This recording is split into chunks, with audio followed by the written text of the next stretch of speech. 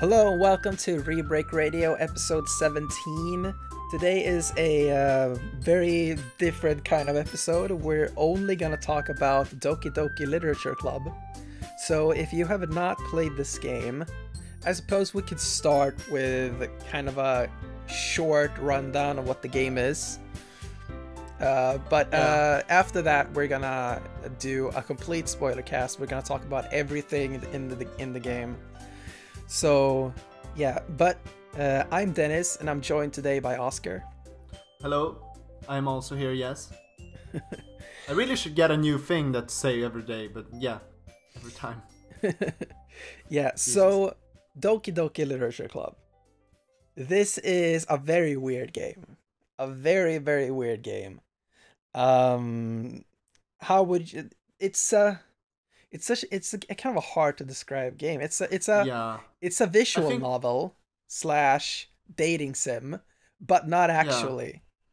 Yeah. It's something I heard somebody say that it's pretty much the definition of like not don't judge the book by its cover. Yeah, exactly.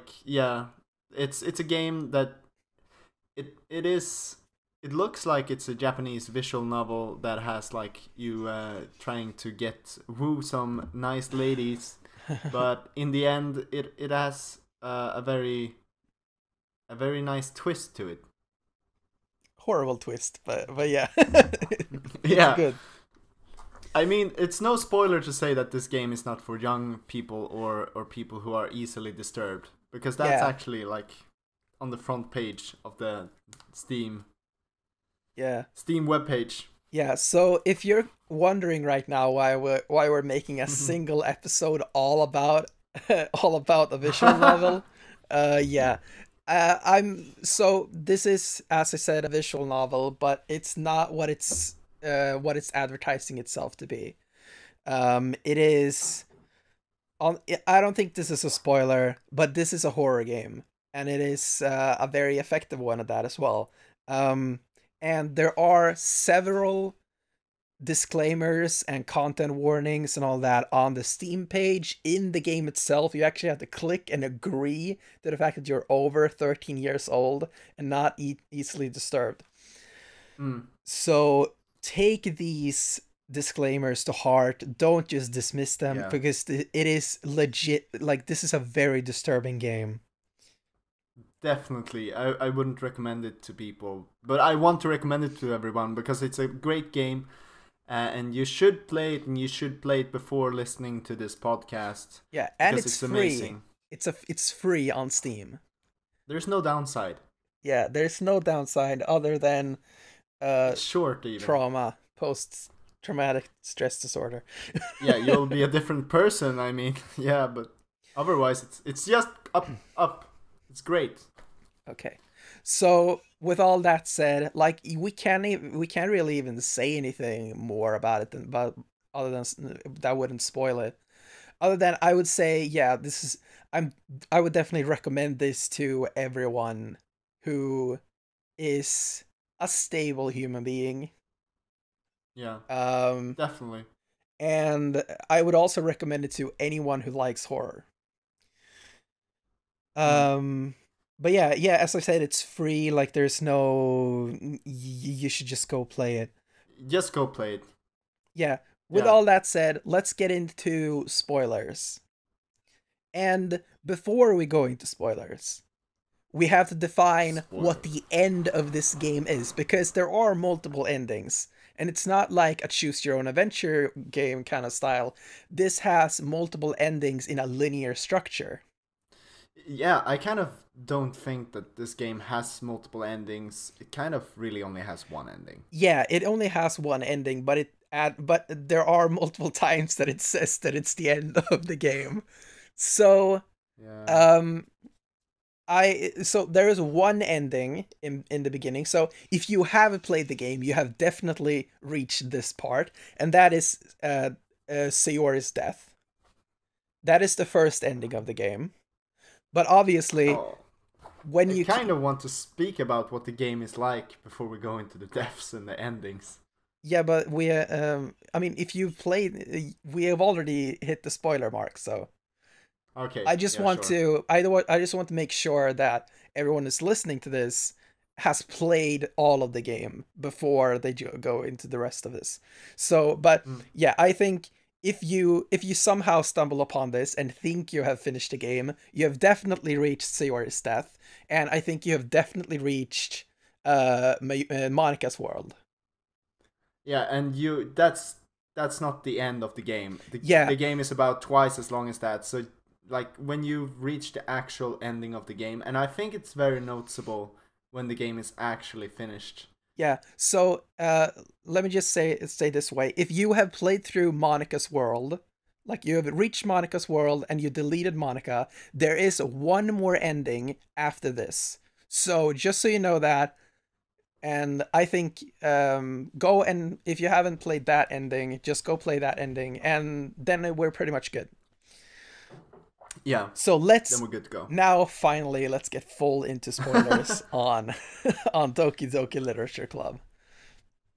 Yeah, I mean, do we have to speak about like how the game is handled, or should we just? I mean, where should we begin with this game? I mean, what? Okay, so let's just kind of do it in a linear fashion. So Yeah, first of all, what did you think about the beginning of the game? I think the beginning of the game was. I mean, I just really I have had an urge to play a visual novel for a while, so I was kind of like, yeah, let's go. I'm just dealing with this. I didn't think it was gonna be this horrifying as it was, so I was thinking this was actually the game, and I mean I wrote poems. I realized I read the poems and I was like, yeah, this is okay. This is decent. And I mean I tried to like date one of the girls. That's pretty much it. It was good. Yeah.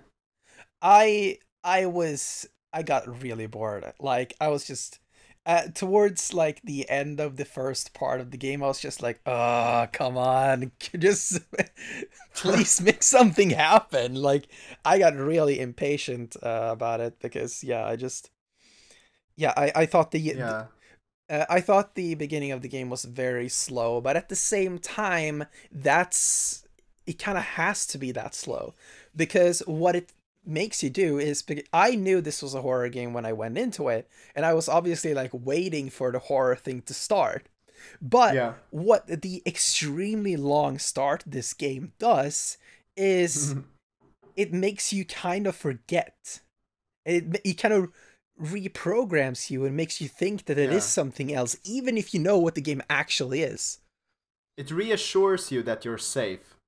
So Yeah, when you're actually realizing you're not safe, it's so much worse. And it's also kind of like it makes you familiar with the game, and then when the second phase of the game, which is after Sayori's death, actually starts, you realize the small changes that has like occurred, and it's so much more disturbing because you realize that like, oh shit, I'm not in control. yeah, and at the Anything can same happen. time, it's a very well designed game because the beginning is not just there to make you think it's something else. It also sets up the game mechanics that are necessary in the rest of the game. Sure, most of it is just clicking, but Yeah, like it's you like a even have the tutorial. yeah, you even have the what oh, god damn it, what's it called? What's the things you write? I'm just kind of blacking out on the word right now. Um, do you mean the book thing when you write a poem, or what do you Poem, mean? poem, poem. Fuck, Poem, yeah. I completely forgot the word. But yeah, when like you write the poems and you basically write poems throughout the entire game, and I mean, it only feels really meaningful in the beginning when you're actually in the first phase of the game. Because in yeah, the second phase of the game, you're just so terrified that you just want to get through the game. You're like, just like, I'm not even gonna read the text. Just let me press a button to make this like end. yeah, yeah. That's I my experience. like just a couple of days ago when you were playing it and we were chatting. I like you were said like, yeah, I think I'm gonna quit now and keep going tomorrow, and I said like, just give it another hour. And then you like Yeah. then you like came back to me and you were like, oh shit, I think I failed, and I asked you like what happened, and obviously I knew what happened, but I Yeah, you just knew wanted what to make happened. sure that we were at the same, we were thinking about the same thing. And you said like, oh, Sayori just hanged herself, just hung Yeah. herself, and I and I told you like, yeah, that's supposed to happen. Yeah, because I was thinking maybe that I had to balance like the affection stats or something, or that maybe I didn't pay enough attention to her. So I mean, I was thinking that I had to do something different, and I think a lot of people do. Yeah. So yeah, I think the first part of the game is pretty much it's not really that interesting to talk about. I guess like the most things we could talk about, like who did you try to romance? Romance. Yeah, I tried to romance the short like Natsuki. yeah, Natsuki. She's pretty like energetic, I guess. I actually liked her poems because they were actually comprehensible for me. It was like the eagles can fly and Yeah, the like cheetah can run, but humans can only try. I don't know. It was something like yeah. that. Yeah, I actually really liked her poems as well. Like they Mm. were very easy to read and easy to digest, but still very powerful. And that's kind of what she says in the game as well. Like that Yeah, first poem, and since I was trying to romance Natsuki, like that was the first poem I read, and I was like, and it's that kind of like, yeah, dogs can run or eagles can fly or whatever, but humans can try, and mm. that's about That's it. that's really powerful. Yeah, like I think it is actually a very powerful poem, and she kind of afterwards when she like describes it more and goes into more detail about the meanings of everything, you're like, yeah, that actually makes a lot of sense. Mm. So yeah, I I liked her mean, the most. yeah, and I mean, Jury's poems are also they're okay. I mean, Yeah, maybe other people find them more interesting, and I mean, there is definitely something interesting to them, and I try to like comprehend them. But for me, simple poems are really good. yeah. It really I think Natsuki's poems really embrace that like less is more, I think. Yeah.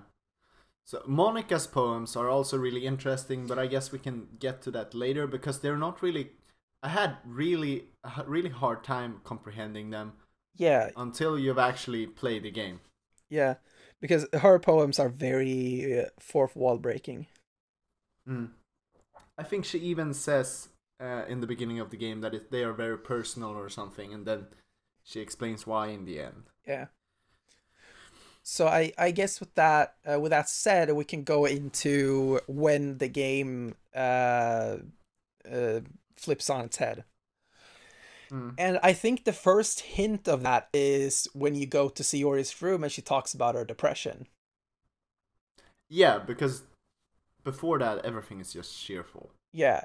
And especially her. She's the embodiment of cheerfulness, you know? Yeah, Which she's a nice, happy flower. yeah. And that actually, you know, that actually kind of makes the depression make even more sense for her character. Mm. Because like if it would make sense that someone who suffers from depression would actually build up a shield around herself, which like her Yeah. shield is her cheerfulness.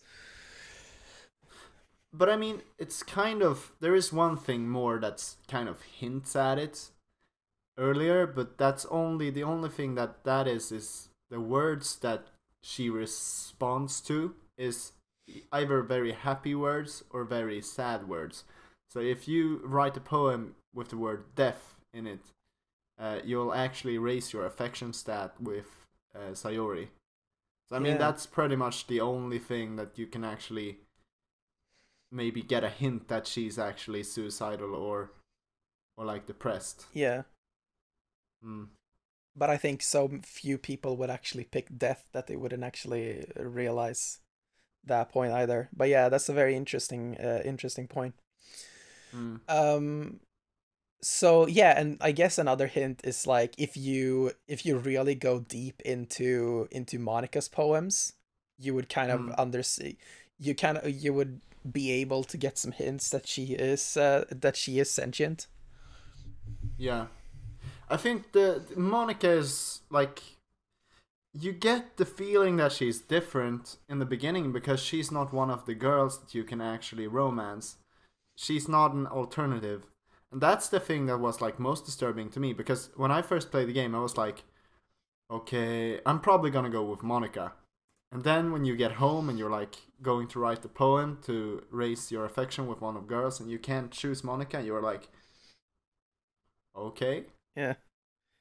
So I thought something was really interesting, and I haven't really seen anyone bring this up, and that is the fact that Monica's name is the only one that isn't Japanese.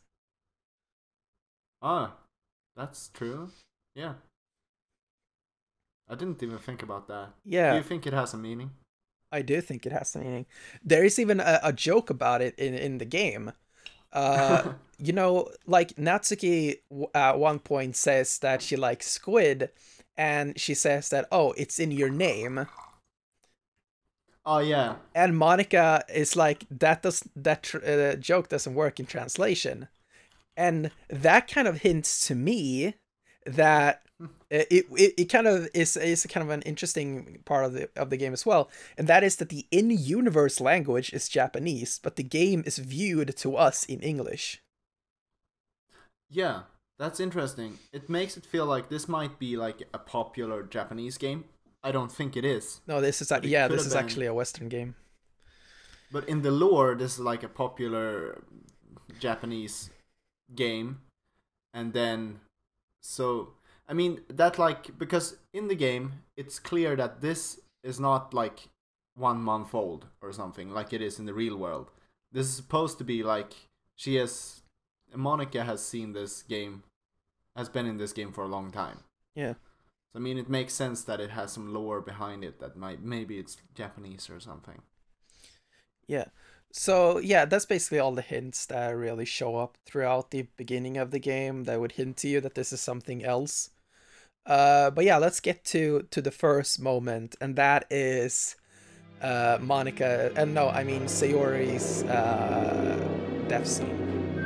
Yeah, that suicide is horrible. Yeah, that is one of the most disturbing images I've seen, like, ever, I think. Yeah. Like, when I mean, it's so surprising. Yeah, when I saw that for the first time, like, it shows up, I felt like I had just discovered a dead body. Wow. That was the kind of, like, panic that you get, like, holy shit, what the fuck? You know, like, it just comes out of nowhere in a way, but at the same time it is so clearly hinted.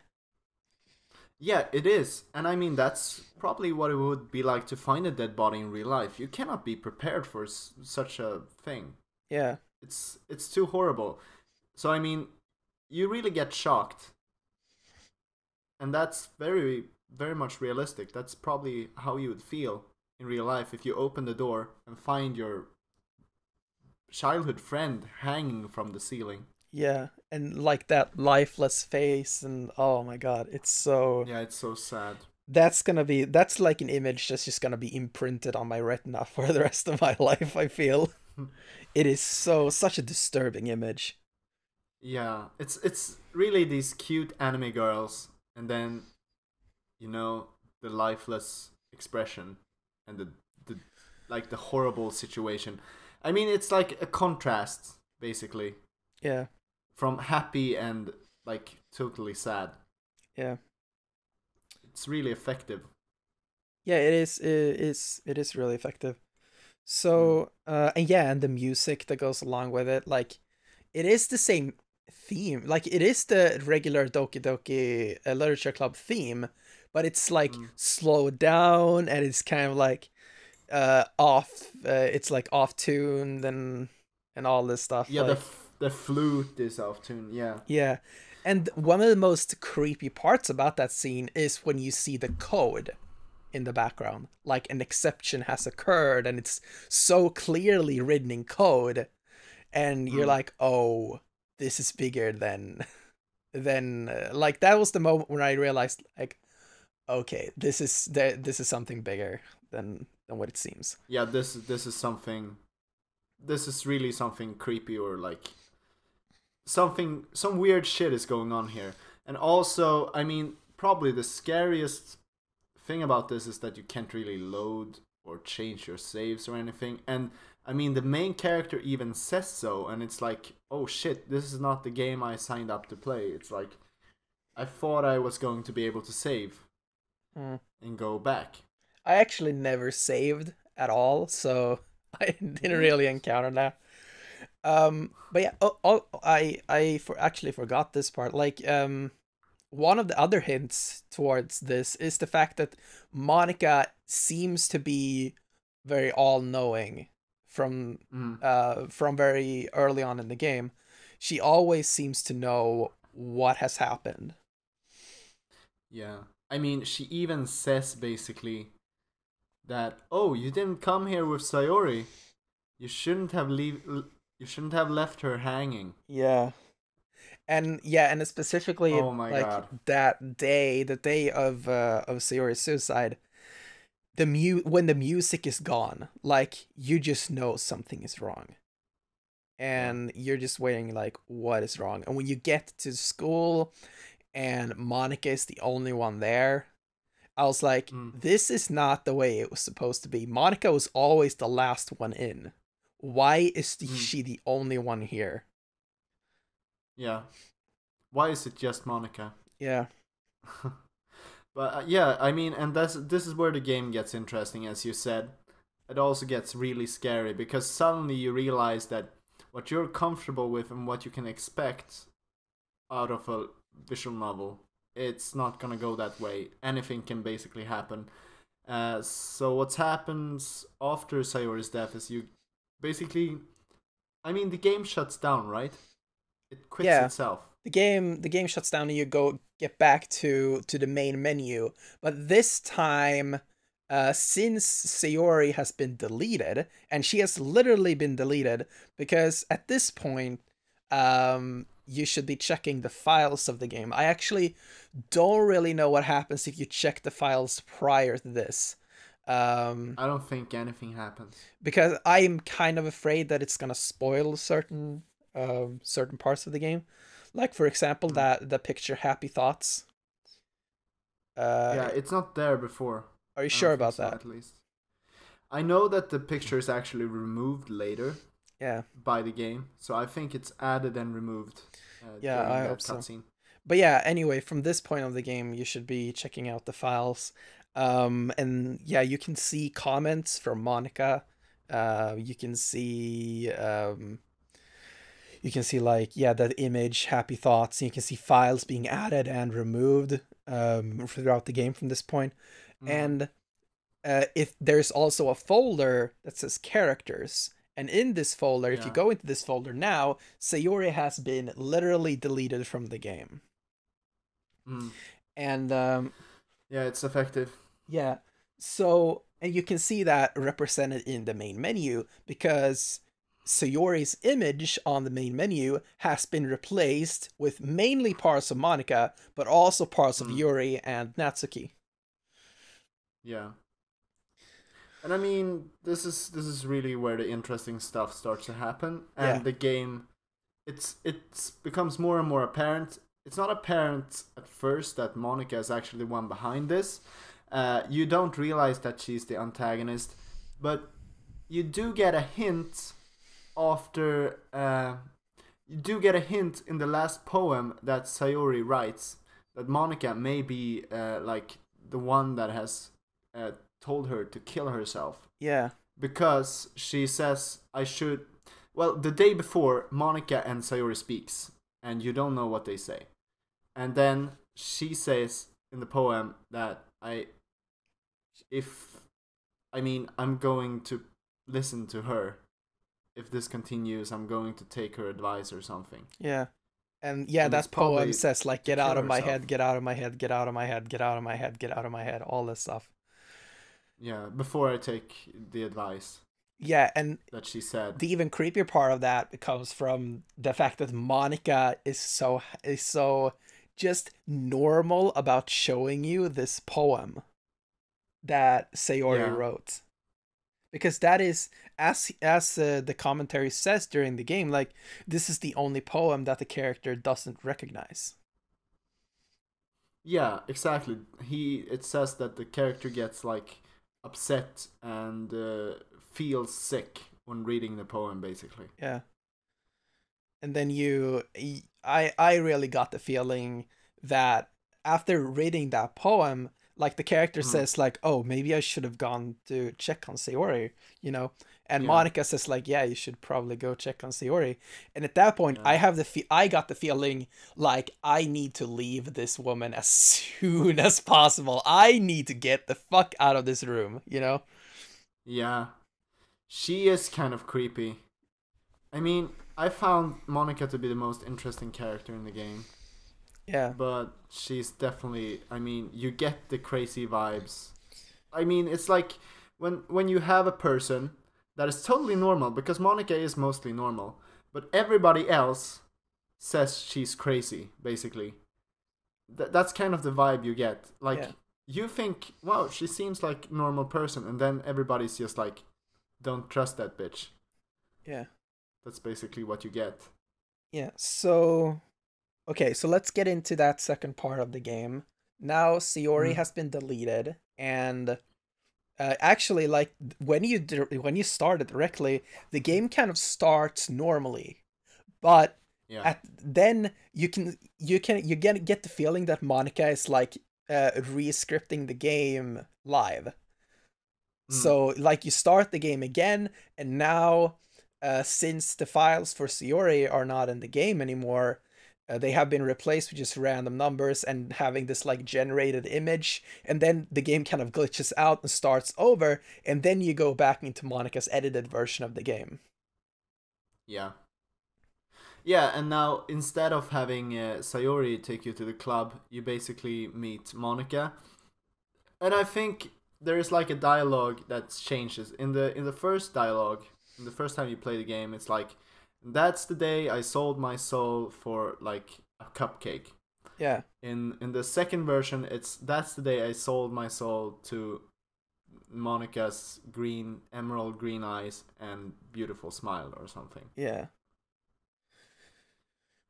Um, Yeah, yes, and I mean everything is kind of normal. I don't think, apart from the glitching out that Sayori did, like the missing Sayori picture, yeah, everything is kind of normal up until after you've read everyone's poem, I think. yeah. I don't remember whose poem is it that is it Monica's poem that is kind of weird, right? Uh, is it horrifyingly weird? I don't remember because I know at least in like the second round of poems, I think that's when the others' poems get really weird too. Yeah, because in the first one, it's the same. Yeah, It's like it's the same as the first playthrough. But after, I know that Yuri, the long-haired girl, and Natsuki, the short girl, they start fighting, and this scene is completely different because it's sped up. They say much more horrifying things. They're yeah, much more like aggressive towards each other. They say some really offensive lines, and you get this like music playing in the background, and everything goes fast, and you get some kind of tunnel vision, and you can't press either option. It's like the text goes weird. It says, I just want this to be over. Just let me press one of the options so it does. I know it doesn't matter which one I take or yeah, something. And that's when you kind of know that everything is just fucking up. yeah, exactly. Like it is like midway through that section where you start realizing that yeah, something's not right here. Um, Mm. but yeah, then it keeps going, and the game starts funneling you towards Yuri. Yeah, And I mean, if you go towards Natsuki in this section of the game, you will actually mm, get an end scene for Natsuki, but she doesn't actually die. Um, is that the second day? it is during the second section of the game. I don't remember exactly which day it is. Okay. Um, But yeah, it basically like she's talking to you, and she gets like really weird, and her eyes gets all that get that blackness, and she starts glitching Yeah. out, and she snaps her own neck and zooms in towards you, and then you get the end screen, but it's flipped around, and then Mm. she's just kind of gone, but you just keep playing the game. You kind of go towards Yuri, but then she shows up again, and you realize, huh, she didn't actually die. And this is kind of the horrifying thing with the second section of the game, is that everything is so fucked up. Yeah, I mean, it's a kind of supposed. I mean, it's kind of similar to it was the first time, but I mean, they have crazy eyes, and they zoom into the characters and they glitch out and they say things that are just out of their character. yeah, and some of the most It's just creepy things terrifying. are when Monica actually renders herself on top of the text box. And stuff like that Yeah, too. Like there are just these tiny, tiny little details to just creep yourself out so hard.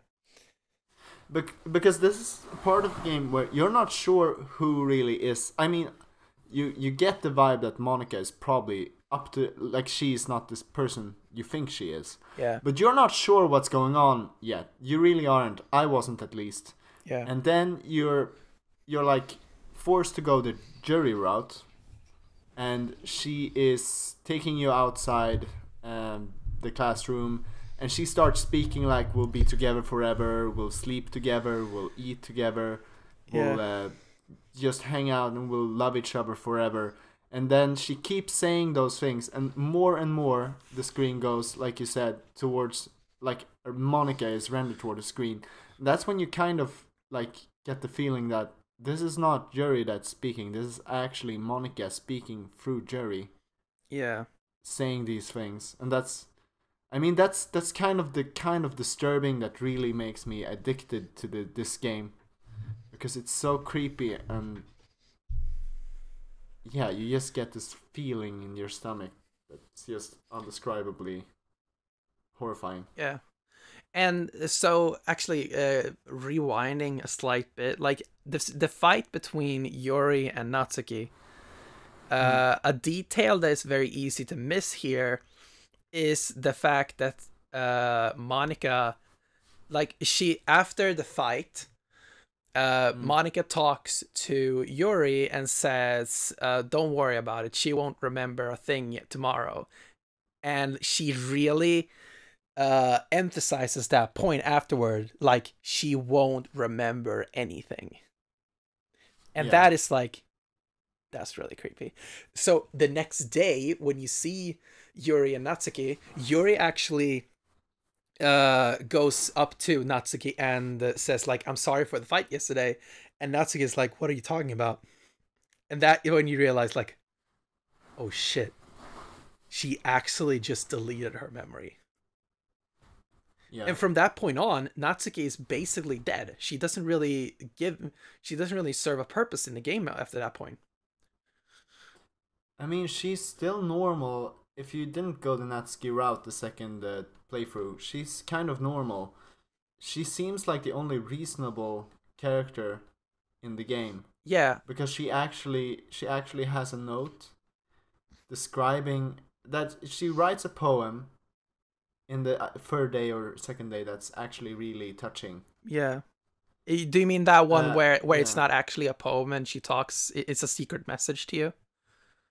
It's a secret message that she states that Jury is not well, and I think she should go to therapy. Yeah, And you're for the only some one reason, she was gonna listen Monica to. is acting really weird. Yeah, Yeah, Monica is very dismissive. She doesn't care for some reason, and please just act like this is a good poem. yeah, and something that I kind of realize now, which is a really interesting point, and that is that Monica uses Sayori's depression to kill Sayori, and Mm. she uses Yuri's obsessive personality to kill Yuri later on. We're gonna talk about Yuri's death later.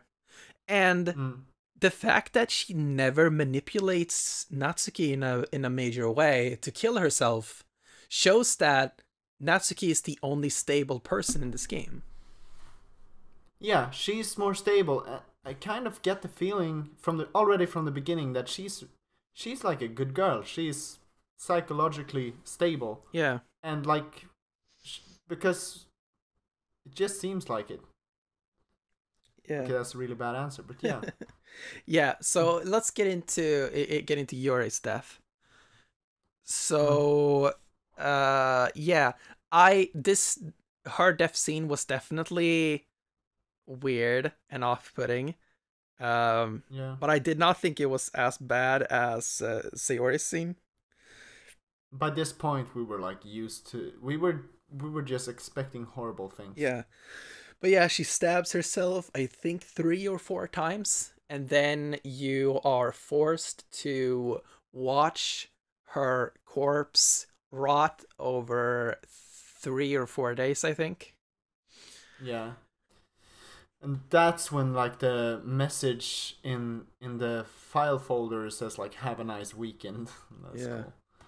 Yeah. I think that's the point where older files are removed as well, I think. Yeah, you cannot load anything other than that. I tried to load. I mean, they're not removed because I tried to load some older files. No, I mean what happened. I mean the files in the game folder, like Happy Thoughts is removed, and some of the text files are removed at this point too. Okay, yeah, that's but okay, what were you gonna say about the save files? But still, I tried to load my save files during that time because, I mean, nothing is happening. It feels like you're helpless and you can't get out of this scene because nothing happens. So I try to load my save files, earlier save files, and the only thing that happens is that the actual time of day in this scene changes. So yeah, that's really disturbing that you can actually load your save files, but nothing happens. Interesting. Like you're still at the same space. So yeah, after I quit the game and then load it again to actually get out of the scene. Did you? Yeah. I just pressed skip and just kept going through. You have to skip like a lot of text. Yeah. That takes forever. Yeah, it takes a really long time. Yeah. Because it's supposed to simulate the fact that you're sitting there the entire weekend.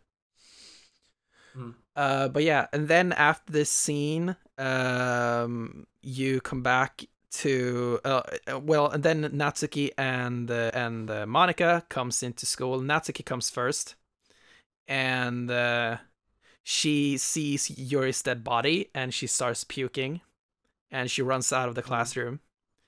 And then Monika comes in, and she asks, like, I saw Yuri running out of here. What's happened? And then she sees Yuri's... no, I saw Natsuki running out of here. What happened? And then she sees Yuri's dead body. And that's when she deletes Yuri and Natsuki. Because I think she says, like, oh, you weren't supposed to see that. Or something. And at that point, she's like, okay, it's not even worth hiding myself anymore. Let's just break the fourth wall directly and erase everyone else. Yeah. And that's when you get no, that's not Just Monika. Just Monika section is before that. But that's when you get the real Just Monika game. Yeah. Where you and Monika is just in a timeless space. Yeah. This is the point. Staring at each other. Yeah, this is the point where Monika has erased the entire world, or at least entire game world. And everything that exists is you, Monika, and the room you're in. Yeah, the classroom. Yeah, you can see this kind of empty space outside the window. And from this point on, like, it's you're basically a captive, and you're like just kind of trying to figure out, like, how do I get out of here? But I mean, I actually didn't like feel like I wanted to delete Monika. I mean, it was like, so this is probably the end of the game. you can just stay there. You don't actually have to delete Monica. You can just have this scene go on forever and ever. Yeah, so in this scene, there are apparently somewhat like 54 or 56 different randomly chosen dialogue things, dialogue sections or whatever that are being chosen for just basically an eternity. I would guess. I guess they kind of loop after a while. But yeah, what you're basically supposed to do in this part of the game is realize that you are supposed to delete Monica. You're supposed to you're supposed to tab out of the game, go into the game files, go into the characters folder, and delete Monica's file. And when you delete her file, that's when the thing starts to go down, and the game gets really broken because basically everything is gone. You kind of get like the third section, I would say, where you start over the game over again with Monica gone. Yeah. And before we go into that, like the way she ends the game, she says like, like I just wanted to get us alone and blah blah. She confessed that she loves you and blah and all that stuff, and then she says like something along the lines of I should just let you be, and I'm gonna restart the game and bring everything back together, and I'm gonna exclude myself, you know. That's kind of what she does. So she fixes the game back up again, and everything that's left is now it's just you, Sayori, Yuri, and Natsuki. Yeah, I think what she realizes is, and this is kind of a part of one of the songs in the game also, that if I can't love you, then I'll leave you be. Yeah. That's basically the concept of it. She just sacrifices herself because she realizes she's like harming everyone around her in her need to be with you. Yeah. And that she probably ruined the game. But here comes the most interesting part of the game, in my opinion, because the third. Now we come to the third section of the game, and that is like the world without Monica. And at this point, you you play through this part of the game, and it basically seems very normal. Everything is the same as it was before, but Monica isn't there, and now Sayori is the president and Yuri is the vice president. But what happened, and everything goes pretty normally, right? I don't think there's anything out of the ordinary in this section. No, it's basically normal up until the point where I think you're supposed to read the poems, and you just get this confession from Sayori that, hey, I've been feeling new feelings. Yeah. And I've been seeing things. Yeah, and then I know what has been happening. Yeah, and then after you read that poem, she says, like, she just keeps talking to you and all this stuff, and you're like, okay, yeah, this is nice. Like, you just kind of expect that everything's normal at this point. And then she says, like, thanks for deleting Monica. And that's when you're like, whoa, what is happening? What the fuck? And that's when you realize that, and it is such a great plot. It is such a great plot twist, because in that moment, you don't only realize the fact that, well, you realize that there was nothing wrong with Monica. No, Monica was not the antagonist. Yeah, Monica. The game. Yeah, the game is the problem. So it is basically because the game. The way it works is that you imagine the game, the world the game is set in, and the person who becomes sentient is the president of the literature club. And why is it the president of the literature club? It's because that's what the game is about. If the game was about like the president of the anime club, she would be the one who became sentient. Like, it is because of the game. It is because of what the game is about, and that is why that character becomes sentient. So this really makes you feel like some kind of empathy towards Monica. I mean, Yeah. because she wasn't like the root of the evil. Yeah, she was not evil. And it was not her fault. yeah, and then you're like, oh fuck, what's gonna happen now? And then the game kind of solves the problem itself, I would say. Yeah, I would say at this point, like the plot twist that Sayori has now become sentient, that is awesome. But that's where the cool parts of this game end, in my opinion. The fact that Monica just shows up out of nowhere and saves you is, I thought that was a very cheap way to just kind of finish up the game. Yeah, it really does show that this game is actually more of an experience than an actual like game. Yeah. You can't really make any choices. It's more like you're in for the ride. And that's what happens. It's like it's not you that actually do anything. It's Monica that saves you. But that's what's so weird too, because Monica deletes herself. So how does she come back? Yeah, I mean maybe she's like still in the president's script somehow. Yeah.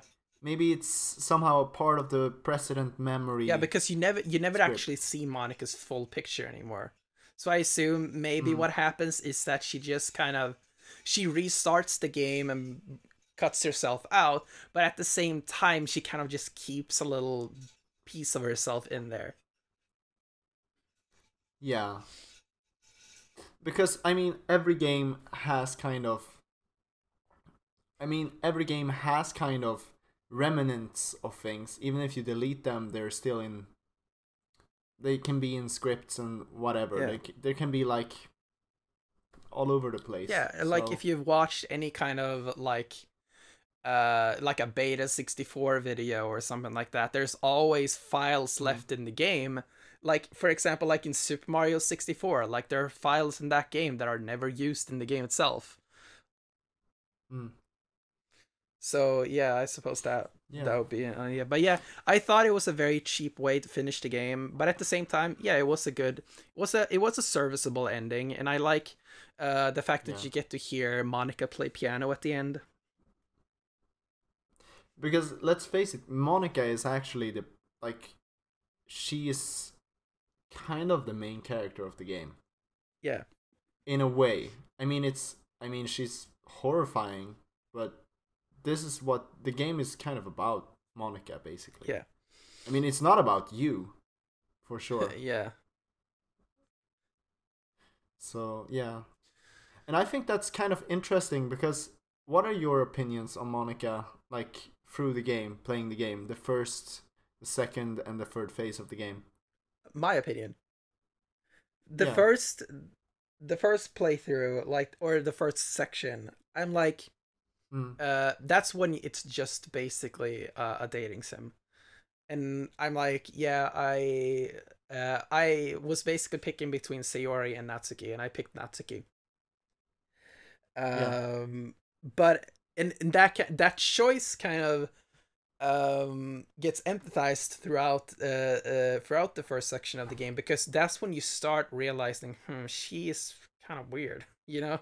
Like, Monica's kind of weird. I'm just gonna stay away from her. And that's what I thought about it. But in the second section of the game, that's when you start realizing there is something wrong with Monica. And I was like, I'm definitely gonna stay away from her from now on. So, but she does it in a clever way. Yeah. I mean, it's like she does like make everyone else crazy, so that she doesn't seem as crazy. She's like the only normal character, but actually she's the one that's crazy. Yeah, she tries to make everyone else less desirable. Yeah. So I was actually more afraid of Jury than I was of Monica. I was like, fuck this shit. Yeah, I was like, since I didn't like Yuri the first time around, and I like Natsuki, so I didn't like Monica, and especially didn't like Monica at this point in the game, where you're like, oh yeah, Monica just killed my best friend. Like, yeah, I'm gonna stay away from her. So I stay with Natsuki, of course, and just kind of kept going her route again, and then obviously she basically cuts Natsuki off and deletes her memory and all that stuff. She becomes kind of a blank character after that point. And after that point, I Yeah. was basically just staying with Yuri all the time. Like, yeah, this girl is crazy, but she's better than Monica. Oh, yeah. I mean, I mean, probably a lot of people think that way. And when I played the game, I actually felt like the way to solve the problem was actually to speak with Monica. Because, I mean, she is the root of the problem. She influenced the characters. And she wanted me to, like, speak to her and, like, date her. So I tried to, like, actually choose the options where you could actually choose Monica, because I felt like, yeah, then she won't kill everyone. Because if I actually date her, she won't have any reason to. Hmm. Yeah, that was not my mentality. My mentality was like, yeah, I'm not gonna do what you want me to do. I think this is like a good like psychology test, and I think I'm like I had like a severe case of Stockholm syndrome or something. I was like, yeah, I mean, she's probably crazy, but we can see each other this weekend. Yeah. Yeah. So what else is there to talk about? Yeah, I mean, I think a lot of people think like me anyway, that probably a lot of people think their favorite character from this game is actually Monica, and it's because she's more fleshed out. And there is this kind of thing in the internet community where there is like yanderes that are like crazy bitches that some people like to have as waifus, and it's because they're so dedicated to them. That's kind of probably why people would like Monica. It's because, I mean, she's crazy, but she goes to a very, like, she goes very far to be able to, like, show you that she likes you. Yeah. My favorite character was Natsuki. Like, or just like, it's kind of a weird thing, because Monica is my favorite character too, only because it's so interesting that she is like so weird and she's sentient and all the fourth wall breaking stuff that she does. But if I were to look at the characters, like if I were to if it was me in that situation, like I would just stay away from Monica as much as I could. And in that situation, Natsuki is my favorite character. Like because she's just a normal person, and you can I think at least that she's someone, like, she talks about, I don't know if you saw this portion, but she talks about how she was abused by her, she's abused by her father and stuff like that. So yeah, like you can see why she's so, why she because she has like a wall, like she's so she doesn't want to show her feelings all the time, you know. And you can see that with she does have a tsundere personality, and it's probably like maybe because of that. Yeah. Maybe so not. That kind of encouraged me to just kind of get closer to her character and like get her to open up. And like the scene that you get with her in like the baking scene, like that's one of my favorite scenes in the game from that perspective. Like if you look at the game as a dating sim, like then Natsuki is my favorite character. But I think it's like as we said before, I think it's pretty undeniable that Monica is the best character, but that is because of the nature of the game. If the game was a dating sim, Natsuki would be my favorite character. She's Monica is just more fleshed out.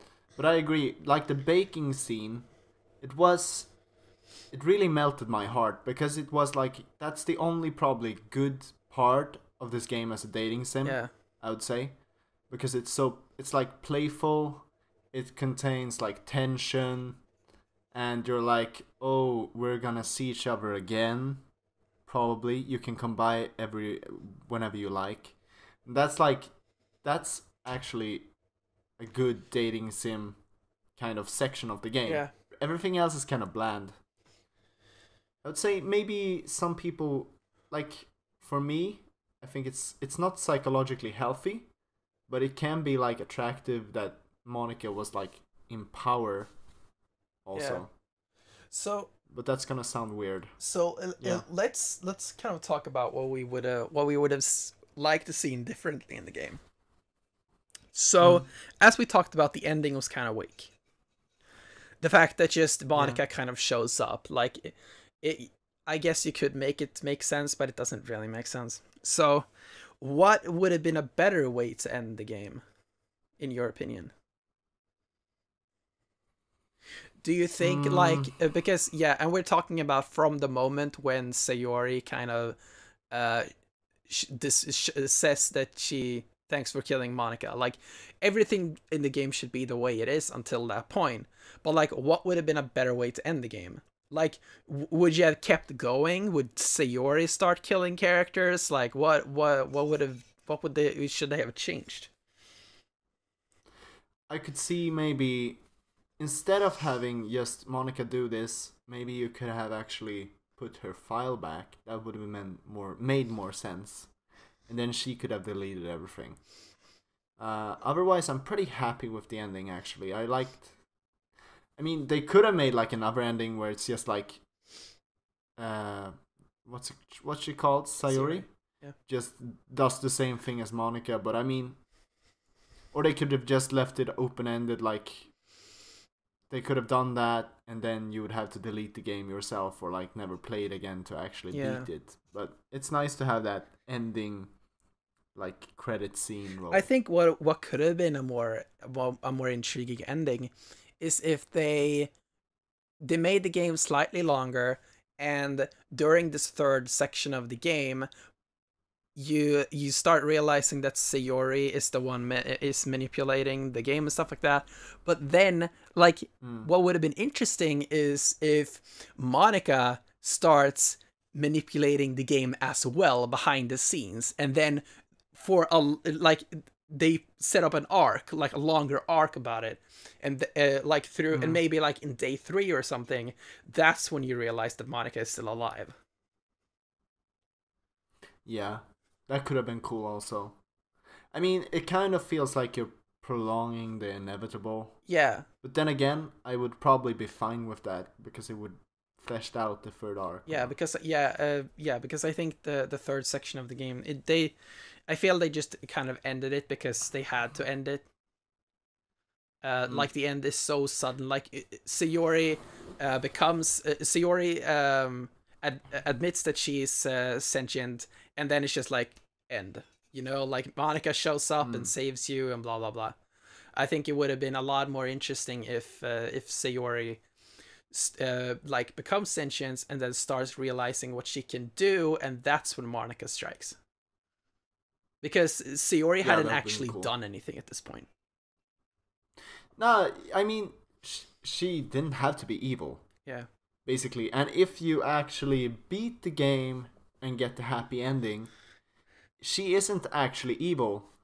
I don't know for sure if she deletes the game, but what happens is that she just like compliments you for trying to like make the girls happy, and then the game ends. It doesn't delete itself, it just ends. That's my understanding of it anyway. Yeah. I think that's pretty much it. There's not really a lot more to talk about, right? Yeah, I mean, this game is just very good because it's. I really like the horror in this game. Yeah. Slashed with. Yeah, we can have a more like general discussion about this game. So, yeah, I said this to you. The fact that this is the kind of horror I like. I don't like just cheap jump scares in any kind of a medium, because that is, I think it's such a cheap way to get a reaction from the viewer or player. Because you build up these very tense moments, and then you just like blah, and you're like, come on, like anyone's gonna jump in this moment. Like you're not even trying. Like it's so easy to build up tension, and then just do a jump scare. Like that's one of the most easiest types of horror you can do. But actually like scaring people without jump scaring, without like trying to scare you, that is such a smart, and that is so hard to do. And that is why I love the kind of horror in this game. It is deep psychological horror. Mm. Yeah, it's like they have something, you think something is one way, and then you realize something is off. This is weird. The music, it's kind of correct, but it's not as it should be. And especially the scene with where Monica appears on the screen before Jury, I think it's like it's something that is very intelligent, because instead of just showing you that this is scary, you get an image on the screen, you realize, what does this mean? Yeah. What is happening? Yeah, like just an image of Monica is not scary. Like there's nothing about her character that is scary. It is the fact that like it is the circumstances. It is what you know about this character that makes her scary. Like if I showed anyone just a picture of Monica, they would be like, "Oh, that's not scary. That's just a weird anime girl," you know? Like the fact it is all the details, all the things you know about this character that makes just looking at her exactly a terrifying experience. And this is why this game really succeeds in that too, because it doesn't show you that Monica is actually scary, but you understand it because there's so many things pointing towards Monica being scary, like being dangerous. Like people say that Monica is dangerous, and you get the hint from Sayori, but when you speak to Monica, she's just perfectly fine. She seems like a reasonable person. But when you have all these like things saying that she might be dangerous, and then suddenly the screen goes like darker and darker and she appears on the screen, you realize, oh fuck, she is dangerous for real. Like this something is absolutely not right. Every rumor like that I had in my head is true. Probably. Yeah, exactly. Yeah. So what should Team Salvato do next? I think kind of the biggest shame with this game, and also the greatest strength with it, is that it actually prevents you from playing the game. It's like, I'm sorry for not allowing you to play Doki Doki Literature Club. That's basically what Monica says. And I mean, I actually would like to play the game. You can just uninstall it and get a happy ending. Just uninstall it and install it again. Yeah, but Sayori is going to die. Yeah. I mean, it's kind of like, I don't think it would be better if they made it like you had a friendly, undisturbing mode. But I kind of would like to just play the game because you get to know these characters and you want them to have like a happy ending. Yeah. So you want to have like a safe mode on or something. The game should have a chapter select, I think. After you beat the game, you should get a chapter select option where you could just kind of jump into the interesting part of the game. But I mean more in terms of like, what should their next game be? Yeah, I mean, they are intelligent people.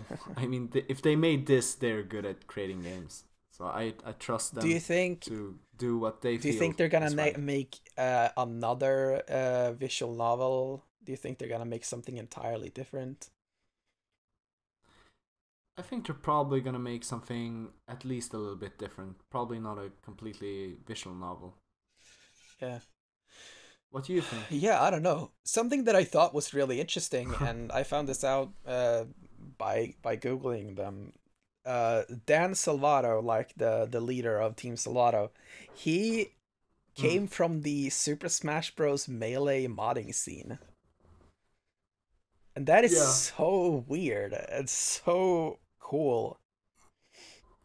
But I mean, these are the kind of people that see something they want to change, and then they do it themselves. So that's why I think they will probably do something different in the future. It's because he probably thought that melee is better than brawl.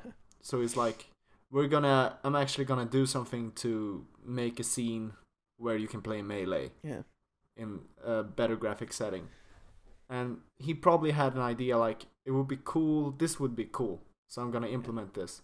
So I think you're probably not gonna get something similar in the next game. Maybe. Yeah, I think maybe if not. they made another visual novel, I think you would kind of immediately say like, "Oh, this is the makers of Doki Doki Literature Club. Obviously, there's gonna be something weird about it." So you're just kind of expecting that there's gonna be something weird about it. So yeah, I think they kind of have to go in a completely different direction and made a completely different kind of game in order to have the same impact again. Yeah. Definitely. But yeah, I think that's pretty much it. Any final thoughts about the Doki Doki Literature Club? Yeah, do you think this is in terms of being a dating sim and being a horror game, do you think this game is successful? Yeah. Yeah. I do think so. And I like saying that it's a dating sim. It's not actually a dating sim. It just kind of it's just displaying itself as a dating sim. So I don't think it having to be a robust dating sim is not necessary, because like the short part of the game in the beginning that is actually a dating sim, like it's robust enough for what it has to be. It is the horror game that shows up afterwards. That's the important part of the game, and that it really succeeds at. I agree. It's not actually a dating sim, so I mean it gets some points for actually like having one or two good scenes, but otherwise the horror is really on point, and that's what matters. Yeah. So I guess that's it. Yeah, it will be. I think it's gonna be on my top 10 at the end of the year. If not, it's at least gonna be like an honorable mention of some kind. Yeah, this is a good game. Yeah, it's a very good game. I've never been. My only thing is like I focus so much more on gameplay when it comes to what I like in games, so that's why maybe just like an honorable mention. But I think it's gonna be on the top 10 somewhere. Because it is just such a good game in itself. Like like that's the thing. I would like to see like Team Solato's next game. I would like to see them make something like make a more gameplay oriented game, but kind of try to flip that on its head. That would be interesting to see. So yeah, definitely. Yeah, we're pretty much done. Yeah, we're pretty much done. Okay. Yeah. So thanks for listening. And tell us in the comments what you thought about Doki Doki Literature Club. Do you have any theories about the game? Do you have any opinions? What would you like to see Team Salvato do next? Tell us in the comments. Like the video, share, and all of that stuff. Subscribe, tell your friends, all this stuff. We're looking to change up the channel a little bit, so just so you know that. So look forward to that. And follow me at Dennis_Lofgren on Twitter, and you can also follow the channel at Rebreak Radio. But yeah, that's it. Have a good day and sleep well. Bye. Yeah, if you can sleep at all. See you next time. Bye.